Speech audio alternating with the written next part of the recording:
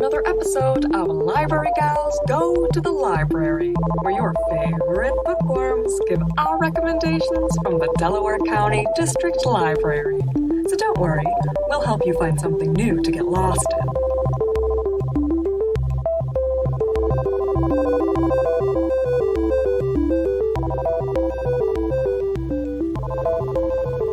Once upon a time, there was a magical podcast full of wondrous book and movie and more recommendations, and it was hosted by the two fairest in the library, and many would say extremely intelligent, and also kind and trustworthy in their recommendations, and also having rockin' taste and fashion style. Yes, you are not on the wrong podcast. Welcome to Library Gals Go to the Library. This episode is for all the children out there. It is April. It has International Children's Book Day. And so we are going to be focusing on some children's literature to recommend to the kiddos, or if you are a parent of a kiddo, or you run a daycare, or you just like reading kid and juvenile fiction, because there's no shame in that. I still love young adult and I love reading kids' books. So this is your host, Via, and I am here not with Katie today, but with a special guest host. Today I have the children's specialist from the outreach department. It is Jennifer. Hi, I'm Jennifer, and I'm the outreach specialist for the children's department. So I handle giving books to the schools and handling requests for them, whether it means whatever they request or whatever they entrust in me to pick for them. So I'm happy to be here, and I'm happy to share my 2 book picks. And she has some great picks, and yes, she always has great recommendations and can help you with just what you're looking for. So if you're a teacher or somebody that runs a daycare, if you need any help with that kind of stuff, calling outreach, asking for Jenny, that is the person to go to. So before we get to her wonderful recommendations, I am going to read you, of course, our top picks for new books, and of course, we're doing new children's books for the month of April. First, I have Amelia Bedilia Hops to It by Herman Parish. Amelia Bedilia and her class will be hatching chicks in her science class, but when the incubator breaks and there's no money to buy a new one, Amelia Bedilia and her friends come up with an exceptional solution to raise money for a new incubator, a springtime fair. This is a humorous story with plenty of misunderstandings, otherwise it wouldn't be Amelia Bedilia, and loads of vocabulary, wordplay, and a fun craft and recipe in the back that make this an ideal gift book for newly independent readers and storytime sharing. Amelia Bedilia has been making readers laugh since 1963. And that was when the first Amelia Bedilia book was published. And now you can meet young Amelia Bedilia. So I am super excited. I love that there's an Easter book that came out about this, and kind of like Dora the Explorer, how they aged her up with like her viewers. Amelia Bedilia, I read Amelia Bedilia when kind of the first run was coming out when I was a kid and she was an adult, which that was a big thing in our generation, I feel like, with like really incompetent adults, like on Rugrats and like all of the cartoons you would watch. It was like the kids are running amok and doing stuff, and the parents just kind of like are not there. They're like, do what you will. Yeah. I have no care. They have no idea what's going on. And I think that's always really funny. And now a lot of the time, some of our series are aging down the characters that were adults to kind of be more relatable to kids, and that's what they've done with Amelia Bedilia in some of their newer ones, including Amelia Bedilia Hops to It. So I really love that, and it could be accessible for a new generation. This one is a new book. It is available in our library system under the juvenile fiction section of PAR. And the number 2 pick is Anybody Here Seen Frenchie by Leslie Connor. Whenever I read that title, I always think of it. I can't help but read it like a mobster or like a New Yorker. Like, hey, anybody here seen Frenchie? Like, that's just what it comes to my mind. But yes, that one is currently on order and it will be coming soon. It is a juvenile fiction book. It is about 11-year-old Aurora Petriquin and her best friend, who have never spoken a word to. He has never spoken a word to her. In fact, Frenchie Livernois doesn't talk. Aurora is bouncy, loud, and impulsive.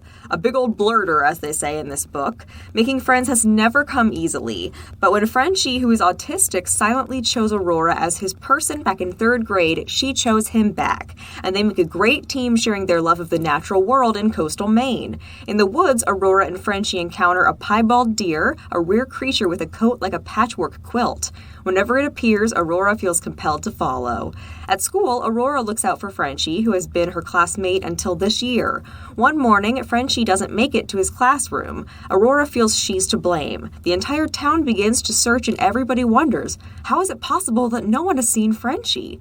At the heart of this story is the friendship between hyper-talkative Aurora and non-vocal Frenchie. Conflict arises when Aurora is better able to expand her social abilities and finds new friends.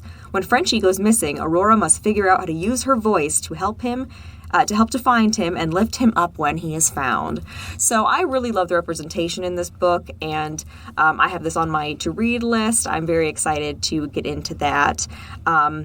And I got it from a different library, so you can get it through CLC, but we will be getting our own copies. As I said, they're just currently on order. You still can put your name on the hold list for them already, though. So our next book is called Planet Omar, Accidental Trouble Magnet by Zanib Mian. It is a juvenile fiction book also. It is already available in our DCDL library under Juvenile Fic, MIA. And it is, this description is written by the character of Omar himself. Welcome, readers, to the imagination brain of Omar. You might not know me yet, but once you open the pages of this book, you'll laugh so hard that snot will come out of your nose. Plus, you might read a dragon and a zombie. What more could you want? My parents decided it would be a good idea to move house and move me to a new school at the same time. As if I didn't have a hard enough time staying out of trouble at home, now I've also got to try and make new friends. What's worse, the class bully seems to think I'm the perfect target and has made it his mission to send me back to Pakistan. But I've never been to Pakistan, and my cousin told me the pizza there was yuck. The only good thing is that Eid's just around the corner, which means a feast for all of my favorite food and presents. I'm really hoping I can stay in Mom and Dad's good graces long enough to get loads. The combination of Zanib Mian's hilarious text and Amah Farawy's fantastic cartoon style illustrations make Planet Omar series the perfect for fans of Tom Gates and Diary of the Wimpy Kid. So those are some comparisons for you. Our next one is Amah Faraway. This is by Margaret Chiu, Greanis. I'm sorry if I pronounced that incorrectly. This is a new book also. It is just made available in DCDL's collection. It is an easy fiction under GRE. Kylie is nervous about visiting her grandmother, her Amah, who lives so far away. When she and Mama finally go to Taipei, Kylie is shy with Amah. Even though they have spent time together in video chats, those aren't the same as real life. And in Taiwan, Kylie is at first uncomfortable with the less familiar language, customs, culture, and food. However, after she is invited by Amah to come see and play and splash in the hot springs, which aren't that different from the pools at home, Kylie begins to see this place through her grandmother's eyes and sees a new side of the things that used to scare her. Soon, Kylie is leading her Amah back through all of her favorite parts of this place and having so much fun. And when it's time to go home, the video chats will be extra special this time until they can visit again from far, far away.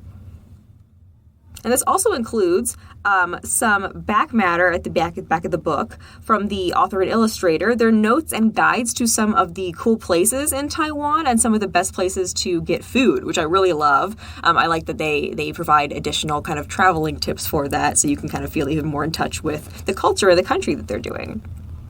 And the final top pick recommendation I have for you is called Aru Shah and the Nectar of Immortality by Roshani Chokshi. This is actually part of a series. It is part of the best-selling author Rick Riordan Presents series that talks a lot about, it goes into like mythologies from a bunch of different cultures. And so this one is the final book of the Aru Shah series. Let's see, here we go. The Pandavas only have until the next full moon to stop the sleeper from gaining access to the Nectar of Immortality, which will grant him infinite power. But how can Aru, Minnie, and Bryn hope to defeat him without their celestial weapons? The sleeper and his army are already plundering the labyrinth, and the sisters can't even enter. Their quest to get in will have them calling on old friends, meeting new allies, and facing fearsome trials, like performing in a rock concert. When the moment of confrontation finally arrives, it's up to Aru to decide who deserves immortality, and Devas or the Asuras. the most unexpected answer will come from the most unexpected place. And if you're interested in starting this series, the first book in this is Arusha and the End of Time. This is actually part of teen librarian Shannon's middle school book club choice for May. She is doing the Rick Riordan Presents series. Like I said, all of that is mythology based. It's about a bunch of different mythology and different cultures, and it is very diverse. She has this one for the Rick Riordan Presents on Monday of May 9th from 3:30 to 4:30. So this would be a great series or a great book to hop onto if you have anybody in that age range that you'd like to start them on something. And all of these summaries are from Goodreads, and the book club info is from the Delaware Library's website. So now I'm going to pass it over to our wonderful guest host, Jenny, and she is going to give you the recommendation for her first book choice today. So my first book choice for today, it's actually a brand new book. It's a 2022 new release for March, and it is called Wutaryoo. I'm going to spell that Wutaryoo. It's Wutaryoo, written and illustrated by Nilah Magruder. And so this book is about a lonely creature that is struggling with not knowing her name or origin. In trying to learn who and what she is, Wutaryoo learns the stories of the animals that live around her. This drives Wutaryoo on a journey of self-discovery so that one day she might be able to tell her own story. After searching far and wide, she has no new answers of who or what she is, but she has many great stories to tell. Now, this book features really beautiful and stunning illustrations, and the language is also very soothing in the book as well, along with the illustrations. It has like a nice, soft palette, and this little creature, Wutaryoo, she comes across this name from all the animals that she meets, and their first question to her is, well, what are you? And she herself doesn't really know that, so she goes off on a journey to try and figure out who she is, what she is, where she comes from, and all of this leads her right back to where she started, her little hole in the ground, and this deeply saddens her until she realizes that all of the animals have started to ask her new questions, like, how are you? Where did you go? Did you learn anything? And so even though she didn't find herself and who she is or what she is, she still has great stories to tell. And I thought that was very interesting. It's almost like instead of learning about who she is, she got to create herself. And I think that's very important. So this book definitely displays, identity and individuality and being one of a kind, like Wutaryoo, who is the only one of her kind. No animal has ever seen her before. It also displays the search for meaning, but it most importantly, I feel like, displays friendship. In trying to find herself, she's able to connect with the animals around her in a way that she wasn't before because she had no story to tell. And I just think that's so beautiful that by the end, she may not have any answers about herself, but everyone now wants to hear her story and all the stories that she has to tell. This book is recommended for 3 to 7-year-olds. You can definitely read it to those younger or older. I think it'd be great, honestly, for kids that are maybe starting at a new school or are just starting school, and maybe if they're having trouble making friends or figuring out where they fit in, this might be a good book to show them to realize that you don't have to fit in. You can just be whoever you want to be. So I love that book, and that again is called Wutaryoo, and it's written and illustrated by Nilah Magruder. That sounds adorable. And yeah, I'm looking at the book now, and just the art style is just beautiful. It is, all the animals look so adorable, and I love the idea of this little critter kind of reclaiming themselves, and making up their own name. It is so cute. Yeah. And she's like a hybrid between, I don't even know, like maybe a bunny. Squirrel with like furry horns. Yeah. Super cute. I don't know. A chimera of animals. Cute regardless. So, thank you for that one. So one of the kids' books I chose to review is called Anzu, the Great Kaiju. And this one instantly stood out to me because I love kaijus. Kaijus, if you don't know what that is, it's basically Godzilla. It's basically just like a big Asian culture monster that's supposed to like destroy towns and everything. And so you'd think this would be like a scary book or one with like dark colors, but Anzu is a bit different from the rest of the kaijus. So this book was written by Benson Shum, and it's an adorable picture book about a tiny monster named a Kaiju with a big heart trying to follow in his family's footsteps. So all great Kaiju are born with a superpower to strike fear in the heart of the city. But Anzu's a little different. Instead of mayhem, he likes Mayflowers. And instead of striking fear, he prefers to be sincere. So can Anzu find a way to make his family proud and stay true to his kind self? This is actually from Disney animator and illustrator Benson Shum. So yes, he is from Disney. And it comes an adorable, heartwarming picture book about making your own way and the unexpected power of gentleness, which is perfect for fans of Ferdinand the Bull. So I instantly was excited about this book, not only by the title, but because the illustrations are a mix between like pencil drawings and it actually is. It starts off as a pencil drawing in pastels, and then they went over it with digital. But it's a big mix between kind of like pop-out cartoony style and just like soft pastel pencil drawings. And all of the colors are extremely bright. They're a mix of pastels and primary colors, especially the kaijus themselves. They're all very primary and bright. And even though they're supposed to be scary kaijus, they all look really fun and friendly, even though they're putting on a tough, grr face.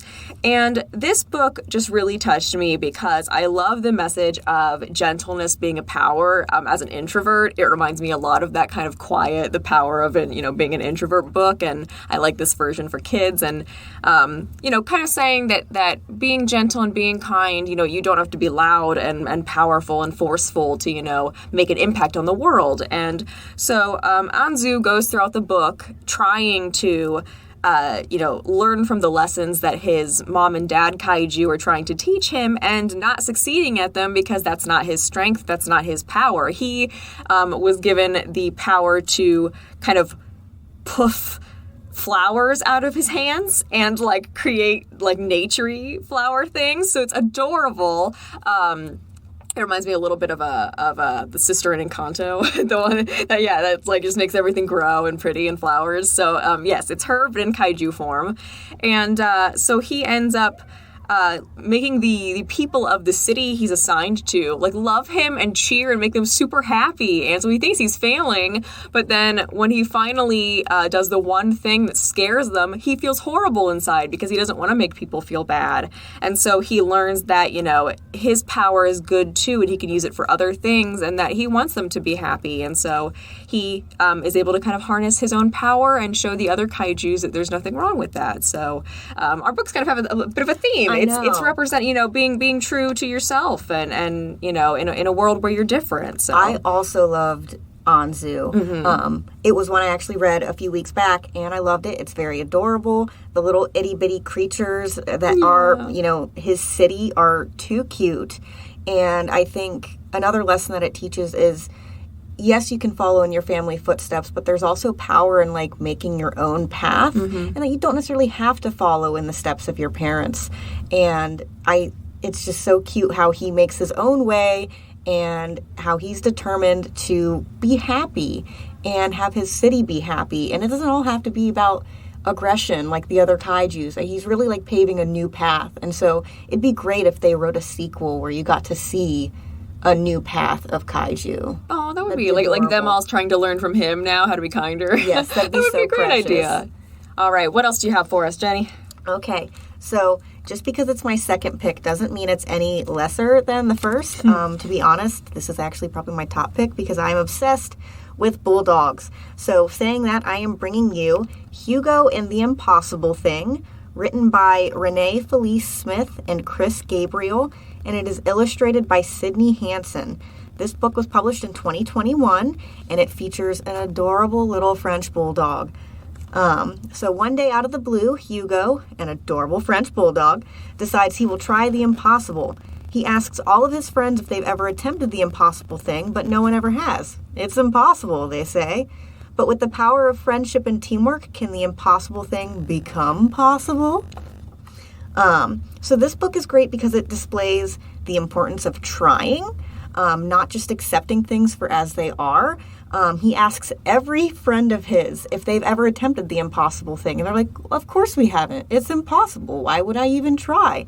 But this little French bulldog is determined to give it a try. He's like, it can't be impossible. No one's ever tried, so how would they know? It also displays bravery, strength, perseverance, and determination, and the power of friendship and teamwork. So if you read this, you'll, go along the way and you'll discover with him all of his friends. He is friends with a bear, an otter, an old grumpy goat, and a clever little fox. And he's determined. He tells them, well, I will try the impossible thing tomorrow. And when he comes to the impossible thing to try, he can't find any of his friends. And that's when he stumbles across them, all determined to help him make it to the top. Aww. Which I just find to be so adorable. Yeah. And so it shows that with teamwork and friendship, really anything is possible, that nothing is impossible. And if it is, at least you gave it a try. So it has really cute illustrations. It is a tiny little French bulldog with the cutest little eyes. And I would definitely recommend this if you love dogs or really just animals of any kind. And especially if you have a child that is maybe afraid to try new things, this would be a great book to show them that if a tiny little bulldog can make it through anything with the help of his friends, so can you. I love that. And I love that a bulldog is a great animal choice to pick because he's got his little stubby legs. He's stubborn and determined, which is, character traits of the bulldog. And so this dog is just determined. He's like, I'm going to give it my all. Yeah. He's the greatest little buddy to show overcoming something. And I do. We have a very good streak of little critters going on today. And that's actually our last recommendation is also going to be full of critters. It is a recommendation from another outreach associate. It is Kaylin Brown. She has given us a book called Snail Crossing, which is written and illustrated. We have a theme of that going too. Everybody's doing their own work. Written and illustrated by Corey Tabor. And this is about how one day a wandering little snail comes up upon this beautiful field of cabbage. The only obstacle in his way is the road. He is determined to get some cabbage, so he starts his venture across the road and meets many challenges, but also makes a few new friends along the way. Will he ever get to munch on that beautiful crunchy cabbage? Read and find out. This reminds me of Frogger, and I'm really hoping it does not end like my many attempts at Frogger. It is such a cute book. I've also read it, and there's some cute little jokes in it that just always make me chuckle. Well, yes, Kaylin definitely loved it too. She said that she loves that this book displays determination, perseverance, and bravery, and the message that a little kindness can make a very big impact on others. She also thinks it's good at displaying how you can find friends in unexpected places. She said that this book would be great for parents reading to their children at any age who enjoy a good, heartwarming story. But if a child is reading on their own, then she would recommend ages between 4 and 8 would be the precise age range that this would kind of help learn. And she also gave us a few recommendations that are some comparison books if you do end up liking this one and want more like it. So if you enjoy this book after reading it, you might also love Mel Fell, also by Corey Tabor. We Believe in You by Beth Ferry. Claudette, that's not Claudette, but Cloudette by Tom Lichenheld, and The Cow Who Climbed a Tree by Gemma Marino. So you've got a bunch of recommendations here today, and of course you can find the synopsis of those ones that she gave at the bottom here on our website, or you can look those up on Goodreads as well. And we have so many things, so many titles that we've given you today that I think that we are about up for our time today. But we thank you for tuning in for our special kids-focused episode, and we hope that we've been giving you some good recommendations. We will also be continuing this into next week, where we will have a media focus, but we're also going to have some great recommendations that could also include some more books for you as well from ourselves and other staff at DCDL. So thank you so much again for Jenny for being our co-host. You were very wonderful, and I hope to have you back. I had a lot of fun. Thank you for having me today. And we will not be seeing Katie in this episode this time unless she chooses to edit something funny in at the end that I don't know about until afterwards. But yes, we will see her and you will hear us both next time on the next episode. So thank you for listening, and I hope you have a good week. All right, goodbye. Hey everybody, I bet you thought you were going to get through this episode without hearing from me. It's Katie. I thought those recommendations from Via and Jenny and also from Kaylin were excellent. I can't wait to read a lot of those. I just wanted to chime in because I have a kind of late coming recommendation for any of you interested in reading children's books. Recently, I started reading a book called Steeped in Stories, and that book is written by Matali Perkins, and it is a book written by an author of children's books, but it is a nonfiction book that explores the joy of reading children's literature and why this author recommends going back to read things you remember as a child when you're an adult. The stories we read as children shape us for the rest of our lives, but it is never too late to discover that transformative spark of hope that children's classics can ignite within us, especially during uncertain times. Some of the books that she discusses include Little Women, The Chronicles of Narnia, The Little Princess, Heidi, and Anne of Green Gables. Each chapter just explores those classics and encourages you to reread them with this new lens as an adult. I just recently reread Anne of Green Gables on recommendation of this book, and I have to tell you, it was absolutely delightful to revisit children's literature and think of it in this way. I remembered so much about that story, but a lot more of it came back to me. As an adult, I understood things a lot differently, and I always seem to relate more to the parents now that I'm a grown-up. So if you're hesitant about reading children's literature, or if you don't have any kids in your life but you want to revisit these classics, I recommend checking out Steeped in Stories by Matali Perkins. Look forward to hearing from you all, and we will see you soon. Bye! Join us next time on Library Gals Go to the Library, where we geek out about books, movies, and more. You can email us your questions, comments, or concerns, any feedback you like, at libraryguys@delawarelibrary.org. To check out all the digital resources mentioned in today's episode, or to request any items for your reading, viewing, or listening pleasure, visit delawarelibrary.org. We'll see you soon.